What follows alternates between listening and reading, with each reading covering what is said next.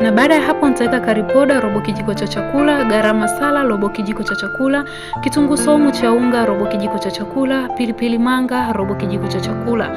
Ningependa kujua unapikaje tambi za nyanya nyumbani? Tuandikie hapo chini ili tuweze kujifunza mapishi mengine ya tambi za nyanya. Kama jinsi unavyoona nitaenda kuchanganya vizuri ili iweze kuchanganyikana. Na baada ya hapo nitaweka maji kidogo sana kwa ajili tu ya kufanya rojo yangu iweze kupata maji na iweze kuiva, viungo ambavyo nimeweka viweze kuiva.